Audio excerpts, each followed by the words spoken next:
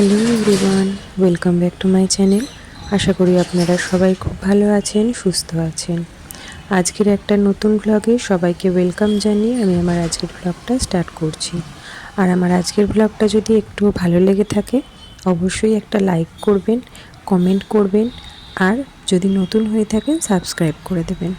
আর আজকে রবিবার, দেখুন আজকের ওয়েদারটা রোদ উঠেছে ভালোই, কিন্তু এতটাই হাওয়া দিচ্ছে, রোদটা এখনও এদিকে এসে পৌঁছয়নি। গাছের দিকে তাকালে বোঝা যাচ্ছে না এতটা হাওয়া দিচ্ছে, কিন্তু এখানে এই গামছাটা মেলা রয়েছে, এটা এতটাই দুলছে মানে হাওয়াতে, মানে বাইরেটায় দাঁড়ানো যাচ্ছে না, এতটাই হাওয়া।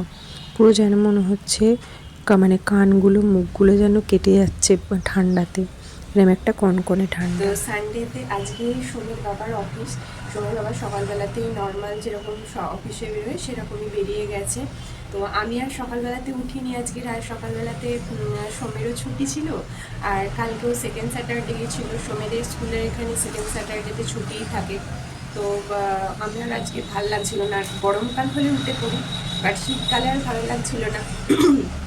এমনি সোমের বাবা সকালবেলাতে আর মানে ব্রেকফাস্ট করে বেরোনোর টাইম হয় না, মানে চাটাও খেয়ে বেরোনোর টাইম হয় না, এতটাই তাড়াতাড়ি লেগেছে। আসলে 7:30টায় বেরিয়ে যেতে হয়, ওই জন্য তার আগে আর টাইম হয় না, শুধু ভাত তরকারিটাই নিয়ে যায়।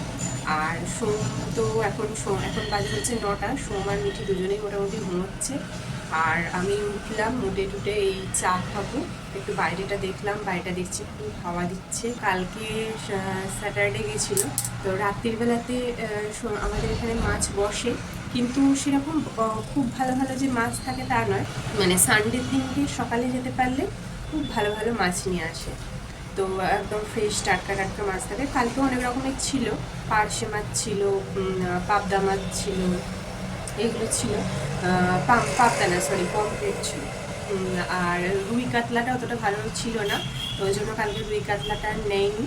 ওই ভোলা ভেটকি ছিল, ভোলা ভেটকি আর একটু ওই ইয়ে নেওয়া হলো, ওটার নামটা কি ভুলে যাচ্ছি।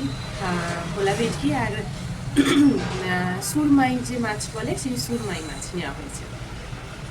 তো সেটাই দেখি আজকে কোন মাছটা করি। আমি রাত্রিবেলাতে নিয়ে এসে তো রাত্রিটা অত ঠান্ডা জলের মধ্যে আমি আর ধুতে পারিনি মাছ, তো এখনও জল ঠান্ডা রয়েছে। মাছটা আমি এখন বার করে রাখবো, রেখে তারপর খানিকক্ষণ বাদে আমি মাছটা ধোবো। আর সকালে তো আজকে প্রচণ্ড একটা হাওয়া দিচ্ছে, তো আর একটা কনকনি ঠান্ডা মতন ভাব। আর তো চলুন, এখনও চাটা খাইনি, চাটাও খেয়ে নিই। আমি এখন ওই বারান্দাটা গিয়ে একটুখানি দেখলাম রোদ উঠেছে কিনা। শীতকালেই একটা মনে হয় যে রোদ না উঠলে সারাদিন একটা, আমি ওইদিকে দরজাটাও পাই, কিন্তু দরজাটাও খুলতে পারি না রোদ না উঠলে, মানে এত হাওয়া আসে। রোদটা উঠলে, রোদের মধ্যে দাঁড়ালে হাওয়াটা অতটা গায়ে লাগে না। তো চলুন তাহলে আজকে ব্রেকফাস্টেও ব্যবস্থা করতে হবে, তো চলুন আস্তে আস্তে টুকটুক করে এইসব করতে থাকি, আপনারাও আমার সাথে থাকুন। আর এই দেখুন, এখানে এখন কটা দুধের প্যাকেট রেখেছি, এটা দিয়ে বানাবো হচ্ছে আজকের একটু মিষ্টি বানাবো, কারণ এখানে না মিষ্টি খুব একটা পাওয়া যায় না, তো তার জন্য একটু দুধ দিয়ে একটু মিষ্টি বানাবো। মিষ্টি পাওয়া যায়, কিন্তু অন্য টাইপের মিষ্টি, আমাদের কলকাতা স্টাইলের মিষ্টি এখানে পাওয়া যায় না, সেটা টেস্টও কলকাতার মতন হয় না। এখানকার যেরকম বানায়, এখানকার মিষ্টি এখানকার মতন ভালো লাগে খেতে।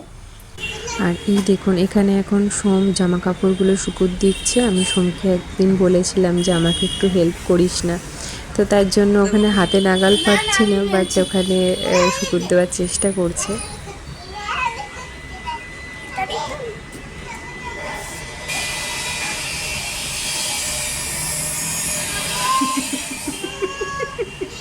পারবি না যেটা,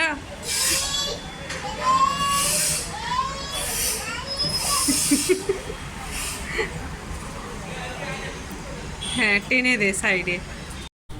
আর বাচ্চা বড় হলে না, তাদের একটু একটু করে সব রকম কাজ শিখিয়ে রাখাও ভালো। তাতে কি হয়, তাদের কোনো মানে হঠাৎ করে যদি কোনো সময়তে ওদের করতে হয়, সেখানে তাদের কোনো প্রবলেম হয় না, সবটাই নিজে তখন কম বেশি, মানে হয়তো খুব ভালো করে পারবে না, কিন্তু তাও পারবে, মানে টুকটুক করে অল্প কিছু কাজ শিখিয়ে রাখা ভালো যখন একটু বাচ্চা বড় হয়ে যায়। আর এখানে দেখুন, আমি এখানে 2 লিটারের মতন দুধ নিয়েছি। এটাই দুধটা ভালো করে এটা হাফ করব, করে তারপর একটু লেবুর রস দেবো, দিয়ে অর্ধেক ছানা কাটা থাকবে আর অর্ধেক দুধ থাকবে। বেশ এটাকে ভালো করে মেরে একটা কালাকাঁদের মতন বানাবো। তো এই হচ্ছে আজকের মিষ্টি রেসিপিটা বললাম, বাট পুরোটা আমি আর এখানে ভিডিওতে দেখাচ্ছি না। আর মিঠি কিন্তু অনেক কাজই করে, ওকে সেটা কিন্তু বলতে হয় না। বলে মেয়েদের ম্যাচুরিটিটা তাড়াতাড়ি আসে, ছেলেদেরটা কম। সোমকে কিন্তু অনেক কথা, সোমের এখন 9 বছর বয়স হতে যাচ্ছে। সোমের কিন্তু অনেক কিছু বলে দিতে হয়, সেই তুলনায় কিন্তু মিঠির এখন 3 বছর বয়স, কিন্তু ওকে অনেকটাই মানে সোমের থেকে এই বয়সেই ও অনেকটাই বোঝে। তো এই আর কি, মিঠিকেও বড় হলে মিঠিকেও ভেবেছি যে ওকেও অনেক টুকটুক করে মানে যাতে নিজের কাজটা নিজে করে নিতে পারে সেই রকম আর কি শিখিয়ে রাখবো। আর এই যে সাইটিং মাছ এনেছিল, আজকে ভাবছি এই সাইটিং মাছটাই রান্না করব। আর মিঠির জন্য একটা ভোলা মাছ বার করেছি, মিঠির জন্য একটা ভোলা মাছ হবে। আজ তো রবিবার, আর যারা ইতু পাতেন তারা জানেন যে এটাই হচ্ছে মানে রবিবার ইতু পুজো হয়। তো তার জন্য এটাই হচ্ছে লাস্ট রবিবার ছিল। তো আমি আজকে মাছ খাবো না, আজকে ওদের জন্যই মাছটা করে দেবো, মিঠির জন্য আর সোমের বাবা, সোমের ঠাকুমা, এদের জন্যই মাছ হবে। আর আমি একটুখানি কুমড়ো আর আলু একটু সেদ্ধ বসিয়ে নিয়েছি, সেই সেদ্ধটাই দিয়ে আমি সেদ্ধ ভাত করে খেয়ে নেব। আর এই ইতুটা হয় এই টাইমেই হয়। আর আমি তো আর এখানে পাততে পারিনি, ইতু পাতার খুব ইচ্ছা থাকে, বাট এখানে পাততে পারিনি, বোনের বাড়িতে পেতেছে। তো তার জন্য আমি জল দিতে পারি না এখানে। আমার শাশুড়ি মা বলেছিলেন যে তুলসী গাছে জল দিয়ে তো ইতুর মন্ত্রটা বললেই হয়ে যাবে। তো দূরে থাকলে আর কি করা যাবে, কিছু তো করার নেই। আর এখানে ওই সব কড়াই যে গাছ টাছগুলো পাওয়া মানে কি লাগাতে হয় সেগুলো এখানে পাবোও না। তো তার জন্য আর কি এখানে আমি করিনি, বোন ওখানে পেতেছে। আর এখানে আমি এটা ওই সুরমাই মাছটা দিয়ে আলু দিয়ে একটা দমের মতন করব, আর মিঠির ঝোল করব। আর বিকেলবেলা ইচ্ছা আছে একটু কড়াইশুঁটির কচুরি আর আলুর দম করব। এই সময়তেই কড়াইশুঁটির কচুরিটা ভালোও লাগে খেতে শীতকালটাতে। যদিও এখনও কড়াইশুঁটি এখানে সস্তা হয়নি, কিন্তু বেশ অনেক দিন ধরেই সোমের বাবাও বলছিল একটু কড়াইশুঁটির কচুরি করার জন্য। তো আমারও ইচ্ছা করছিল, তো সেটাই আর কি বিকেলবেলা সেটাই করব। আর বিকেলবেলা একটুখানি তো বেরোবো, সেটাও আপনাদের সাথে শেয়ার করব। তো চলুন তাহলে রান্না করে নিয়ে আমি দেখা হচ্ছে বিকেলবেলা আবার। এখন বিকেলবেলা বাজে 5:30 মতো, কারণ তাড়াতাড়ি সন্ধে হয়ে যায়, তো তার জন্য একটু তাড়াতাড়িই বেরিয়ে গেছি। মিঠি ঘুমোচ্ছিল, মিঠিকে তাড়াতাড়ি তুলে দিয়েছি। আর এখানে এখন আমরা চলে এসেছি হচ্ছে দুর্গা মন্দিরে। আপনারা নিশ্চয়ই যারা আমার দুর্গা পুজোর ব্লগ দেখেছেন তারা অবশ্যই এই মন্দিরটা দেখেছেন, এই প্রতিমাটাও দেখেছেন। এই প্রতিমাটা বিসর্জন হয় না। দুর্গা মন্দিরে দুর্গা মায়ের ওপর একটা বাঙালিদের আলাদাই ফিলিংস আছে। মানে যখন আমরা আসছিলাম এত ভালো লাগছিল, মানে আমাদের দুর্গা মা আমরা বছরে একবারই আমরা দেখতে পাই মূর্তি হিসেবে, বাট এখানে দুর্গা মায়ের একটা মূর্তি রয়েছে। তো তাই আমি একটু বাইরে দাঁড়িয়ে ওয়েট করছিলাম, মিঠি আসতে চাইছিল না। তো তারপর মিঠি বলছিল আমি ঢুকবো না, তারপরে মিঠি ঢুকেছিল। তো এই আর কি, ওরা শান্তির জল নিয়ে টিয়ে তারপরে আমরা বেরিয়ে পড়লাম আবার ওদেরকে নিয়ে পার্কে যাব একটু। এর আগের ভ্লগে আপনারা দেখেছেন মানে অন্য একটা পার্ক, অ্যানাউন্সমেন্ট পার্ক এখানে।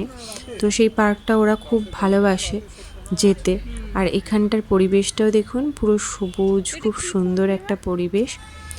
আর এখানে অনেক স্কুল বাসও দাঁড়িয়ে রয়েছে। আর এখানে একটা নাটক হয়েছিল দুর্গাপুজোর সময়, সেটা এখনও টাঙানো রয়েছে তার ব্যানারটা।